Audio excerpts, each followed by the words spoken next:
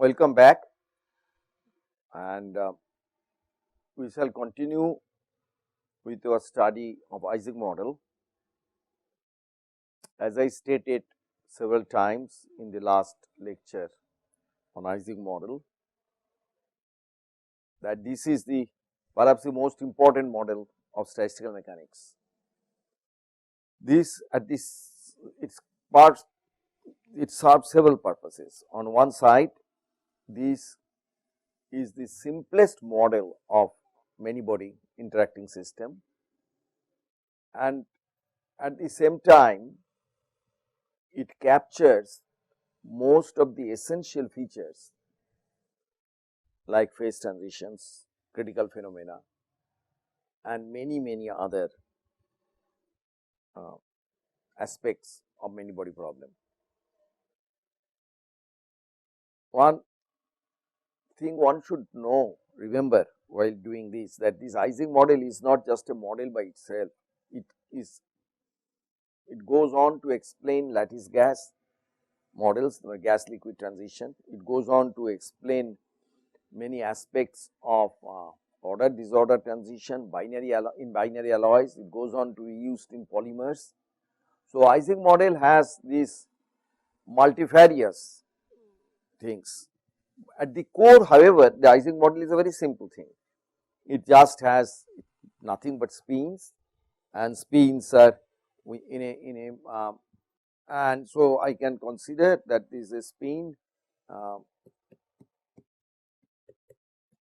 up and down, and there is the spins essential element is that spins can be either up or down. Second is that this is the nearest neighbor interactions. This is very important, that is nearest neighbor interaction. So, these two are essential parts. That means, this guy here can interact only with this one and this one. So, this nearest neighbor interaction makes it really simple, and one may wonder how such a nearest neighbor interaction can explain so many different things. The reason is that this is interacting with this, but this is also interacting with this. So, the effect of the interaction propagates. Now, and the spins can be up and down, they can also flip between the two states. So, this is called two-state Ising model, and as I told you before, that this is the model which was introduced as by a PhD student Ising in 1925, and he solved it, and then people immediately realized the beauty of this. However, one dimensional Ising model does not have a phase transition, as we discussed in the last thing. There are two cases that we solve for one dimensional Ising model, and one of them is that in the absence 1D Ising model, one is in the absence of the field, in the absence of an external field.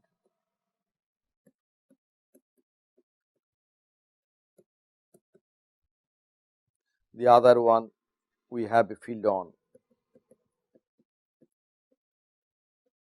Now, the solution in the absence of a external field is very simple. We described it is just n spin is cos hyperbolic 2j by kBt to the power n. That is a simple solution. In the presence of field, the solution is far more difficult, and but still analytically doable. And the solution, briefly to go through that, the solution of this one dimensional Ising model. So, this is the Hamiltonian of the one dimensional Ising model, that this j is the the coupling term, and so when sigma I can take, so the ai we take, the notation we take, that when it is up, spin is up, we get sigma a value plus 1, when it is down we get the value minus 1. So, when and these are nearest neighbor. So, one should realistically have a thing here that is saying that these interactions, of course, I and I plus 1 does that also, the same purpose it does. Usually one writes something like I j here and then put because sum is over both I and j, that is the other notation that one use, otherwise one can also use this notation. Now, if you look at the character of that, so if when the one this I spin and I plus 1 spin, say this is the ith spin and this is the ith spin and this is the I plus 1, when both of them, or rather take well, this is not the best example, but let us say when both are up, then both of them brings plus 1, then these become minus j, and when they are down, then again minus 1, then also you get minus j. However, when one is plus and is minus like here, then this will be plus and this is the minus, and this will be plus and this will be minus, and this whole thing then contributes, this particular pair contributes a minus term and then becomes plus. So, when they are parallel, whether they are both up or both down, they contribute negatively to the total Hamiltonian, and that is favorable. So, when two parallel spins are favorable up or down, that is called ferromagnetic interaction. However, when they are opposite spins, so in that ferromagnetic interaction, opposite spins are not favored because this comes with a plus j. It contributes positively, increases the total energy of the system. And this one now is the external field and B is the external field, but B actually has in it two terms. One is the external magnetic field H and the magnetic moment mu. So, B H mu, B is H mu, and this is the way the Hamiltonian reduces to. This is a very simple Hamiltonian. It just takes into account certain favorable interactions and certain unfavorable interactions, and then one attempts to solve this thing and see what kind of result that comes out. So, one dimensional Ising model, as I said repeatedly, can be solved exactly, and if we discussed it next time. So, this is again the Hamiltonian written, all the nearest neighbors and everything. Now, so partition function of these things will be written as the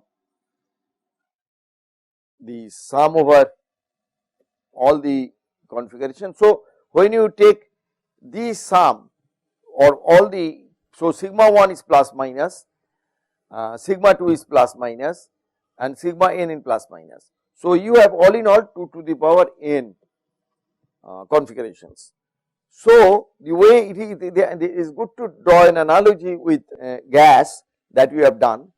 In a gas, if I take a one snapshot at a given time, then I have the molecules at different locations. So, the molecules at different locations give at a given time a given configuration of the system. So, now the molecules interact with each other, and when the molecules interact with each other, you get an interaction energy, and you are, of course, in this case you have the kinetic energy. In our case, in Ising model, we do not have the kinetic energy, but we have the potential energy, and we have discussed at length the potential energy is sum over the pairwise additive term. Here you have many nearest neighbors in a 3-dimensional or 2-dimensional systems, and you sum up the potential energy of interactions between them. So, a given configuration of a gas or liquid is equivalent to specifying positions of atoms and molecules at given positions, and that in an instant of time that position is changed and the new configuration is created, and your Hamiltonian reflects or captures this change in energy with respect to the change in configuration. So, when the system goes to a configuration which is low energy configuration or favorable configuration, then in the Hamiltonian that is reflected with a low energy or negative energy, which then in the partition function in e to the power minus beta e to the power minus beta h term, which is here, e to the power minus beta h term, it has more weight. So, all favorable configurations come with a larger weight. Now, let us now analyze how that is reflected in Ising model. In Ising model, with a ferromagnetic interaction where parallel spins are favored, whenever the spins or a domain in spins are parallel, then that comes with a lower energy. So, those configurations are picked up. So, this is the reason why at a low temperature you get a transition to a ferromagnetic phase. Now, one dimension, as I discussed in the last class, does not have a phase transition. It does not have a phase transition, put you bluntly and very straightforwardly, simply because it does not have sufficient number of nearest neighbors. It has just two nearest neighbors in one dimension, and that is not enough to give rise to one. There is a beautiful theorem in these things that goes, that is I discussed in my book. I will just refer to it a little bit, to the Ashcroft-Melvin theorem, which formalizes what I said, that why 1D cannot have a stable ground state or a ferromagnetic state except at temperature T equal to 0. At temperature T equal to 0, 1 over beta is 1 over kBT, that diverges, so only this one particular configuration is picked up. So, now, so the idea is then is to calculate this partition function, but I would like to tell you that the purpose of this class is different from the last class. I am just preparing little bit, spending some time to talk about it, and then go over to what I am going to do in this class. So, here I write now the canonical partition function, which is the function of the temperature, total number of spins, and the magnetic field B, and that is written in straightforwardly from the Hamiltonian, which is given here. That Hamiltonian is written and gets into this partition function. It is rewritten again essentially for certain periodic boundary condition, which is we do not need to discuss now, but it essentially says that you can make it into a ring, and that is possible only in 1D, this beautiful ring thing, so that these and these spins, so the one next to that is the same configuration, and so make it into a ring, that there is an advantage of mathematical representation which allows us to solve this problem. Okay. Now, these I discussed little bit that this is solved by making a method called transfer matrices, and I do not want to, this is essentially discussed here, I do not want to go into that detail, that is but I solved at length in the last class the case when there is no magnetic field, B equal to 0. When the B equal to 0, then this Hamiltonian, if this part is not there, it is very simple, then I can show that this will be e to the power minus beta j plus e to the power minus beta j, and then that goes over to the cosh, and then you get cosh to the power 2j by kBt to the power n, that partition function. And then one can show that partition function does not have a phase transition, which is similarly, I will just tell you, give the results of the very well known results of in these I discussed little bit in the last class how you go through a transfer matrix, then how you use a unitary, this M is a symmetric matrix, which is nothing but these x and y are beta j and beta b, and the diagonal of diagonal terms, but I do not want to go into too much detail into that today, but I just want to show you the final results of the partition function, which is for the time being for us is okay. So, this is the final expression of the partition function of the ends field in the presence of a magnetic field, and if the magnetic field is goes to 0, then one can show that then this term goes to 0, and you can combine the two things, this goes to 1 and you will get e to the power beta j plus e to the power minus beta j to the power n, that is in the apps when b equal to 0. But important thing is that this is already, you can see this is a considerably a difficult and complicated partition function. However, even this complicated partition function, which was derived by Ising many years ago, does not show a phase transition. You can now go and get the standard, this is ln, you get the free energy from the partition function, and kBT ln qi, and that quantity becomes just this quantity. This probably is not needed at this point. So, you n kBT ln cos, and this term now when you plot in the magnetization, magnetization is nothing but total number of up spins. So, magnetization is number of spins that are up, so that can be obtained by number of spins up minus number of spins down. So, it is just sum over the state of the spins, this gives you the magnetization. When you plot the magnetization against beta, beta is 1 over T, 1 over kBT, then you see that when beta is 0, large temperature, up spins and down spins are equally favored. So, you have then up spins and down spins equally favored, means you have m equal to 0, which is starting here. Now, on the other limit, when T goes to 0, absolute temperature, then beta goes to infinity, and then as I told that then the parallel spins are picked up because they have the lower energy. But see, the most important thing is that dash continuously goes to unity. So, this is a very important result that shows that one dimensional Ising model does not have a phase transition. Again, the details are done here.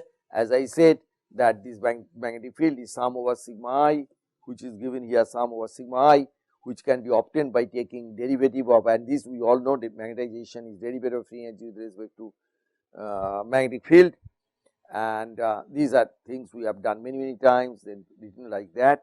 Then you can do this little algebra, but even in this case the little algebra is not too little because of these sinh and cos terms that are involved, but this is the final result that one obtained after doing these calculations here. So, this is the in the presence of the magnetic field. In the absence of the magnetic field, it is much simpler, and you essentially have the same behavior, that means you do not have a phase transition. This situation is completely different in so this is completely different. So, the 1D Ising model does not have a phase transition. This is a very significant result, does not exhibit any phase transition. But even then the one dimensional Ising model plays an extremely important role. So, even then I will just spend 1 minute on the importance. This is the model which is used to do polymer dynamics. It has been described micelles and reverse micelles, many models, many cases, this even one dimensional Ising model has been used, and one of the most successful theory of dynamics, dynamics of interacting system is based on one dimensional Ising model. Okay. So, now that one dimensional Ising model we did, and we know how to solve it. I worked out in the last class the zero magnetic field, and in the presence of the complete magnetic field is a fairly demanding calculation, and even though it is just one dimension. So, I just referred to the book and the transfer matrix method, which you can do. So, now we have to go to the next case, which is, so okay, one dimensional Ising model gave us some understanding of the interacting systems and the temperature dependence. So, it does not show phase transition, but still it is a pretty nice features in many different ways. It is a closed form beautiful solution in terms of cos and sinh. Now, we want to do, okay, what happens, and that was the question immediately asked after Ising, that what is happening in higher dimensions. and that turned out to be a really highly enjoyable and but very difficult difficult journey for physicists and chemists. So, the higher dimensions, people, though it was 25, then it took almost 20 years to get the solution in the 2D. So, 2-dimensional case, the 2-dimensionalizing model, now we have a set square lattice. In 3-dimensional you can have face centered or void centered or simple cubic lattice also.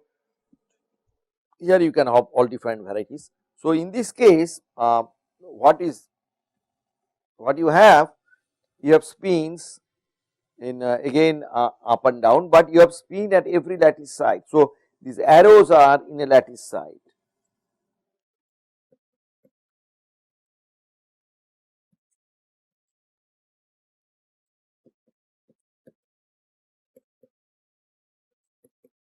So, you have now a spin on each lattice side, and the spin can again do the same thing, spin can again spin and again point up and down.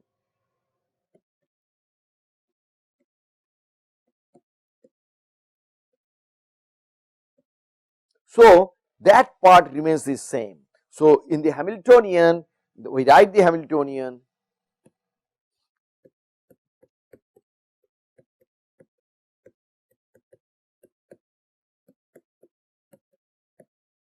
this remains the same. So, Hamiltonian remains the same, but we are working on 2 dimension. So, I j again and nearest neighbor. So, now in the case of higher dimension, I can say number of neighbors is now denoted by gamma in this class. So, here then in my 2D square lattice I have gamma 4. If I go hexagonal lattice, then I will have a gamma 6. If I have a simple cubic 3-dimensional lattice, then again my gamma number of nearest neighbor is 6.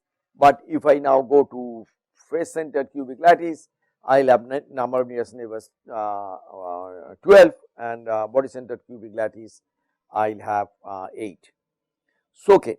So then in this treatment, in this Hamiltonian, the information about the lattice is coming through the nearest neighbor, number of nearest neighbors. So, not only that we have spins up and down, we also have the nearest neighbor interaction. So, those two basic features of 1-dimensional IE models carry on to 2-dimension and 3-dimension.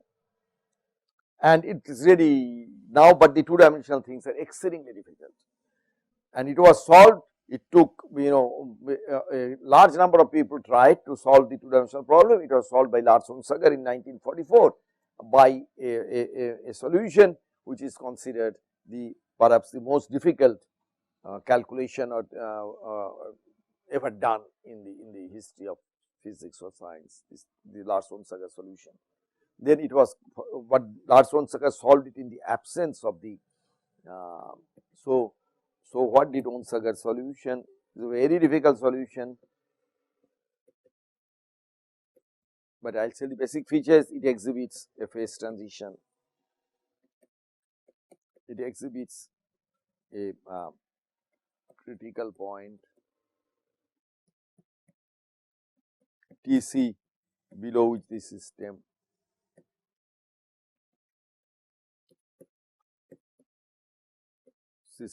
of spins is ferromagnetic, and above which it is not. So, there is a beautiful result and a hugely difficult calculation.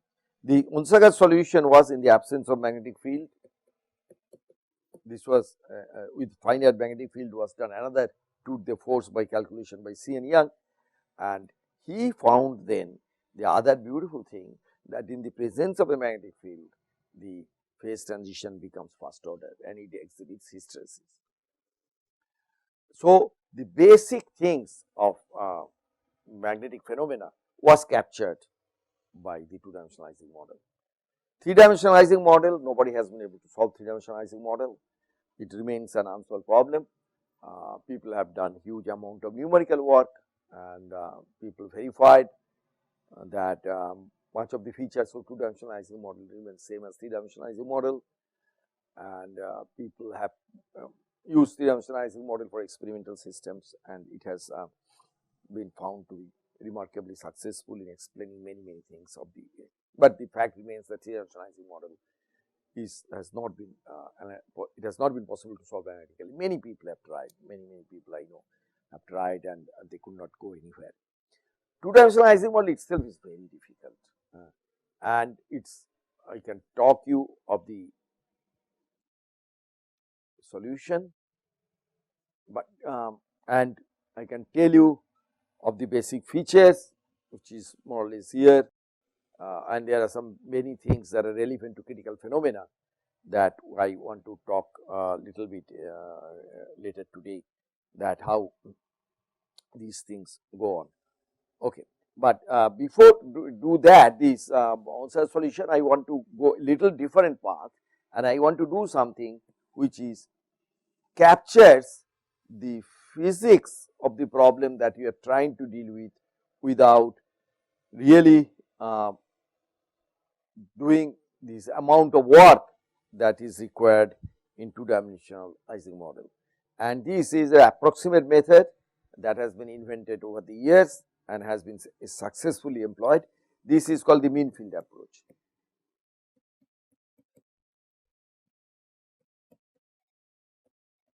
And the mean field approach is also goes by the many other name. It goes by the name of Van der Waals. That was, one can show the Van der Waals equation of state that we have studied, that Van der Waals is essentially mean field. Then we have done Landau theory at great detail. Then Landau theory also is this a mean field theory. However, what we are going to do today now, do the mean field theory in the context of the Ising model, and we will get the results of the Ising model, of the results which are of what not 100% correct, approximate, but it will capture many of the physics of the two-dimensional and three-dimensional system. Mean field theory is really bad in two dimension. It becomes more and more accurate as you go to higher and higher dimensions, and there is always a critical dimensionality where mean field theory becomes exact. But in three dimension is bad, but in four dimension it becomes pretty good. So we will now go on develop the mean field approach. The reason we will develop the mean field approach, that it has a beautiful insight and very useful insight that it provides, in addition to giving results which are highly useful. And in our more or less routine applications, is the mean field theory plays a very important role. That is like Landau theory, and we actually do not go back to a very formidable Ising model kind of completely interacting system, just like we saw that Mayer's theory breaks down beyond a point. So then what do people do? People of course try to extend it, like people try to solve the three-dimensional Ising model exactly and could not do it. But then the alternative approach that appeared is to take on the education for there, but then build a completely different model like the Landau's theory. Then Landau's theory wanted to take correlations into account, it went on to go with something called Ginzburg-Landau theory. So basically one takes a step backward and developed an approximate theory. Then since the really exact path is kind of blocked for you, you can do a simulation something, but you are not going to do any analytical work. So in that case, you take a step backward, build an approximate theory like Landau theory, then go forward and to make that theory far more understandable and far more useful. So we will now go to the mean field theory and try to describe what is the mean field theory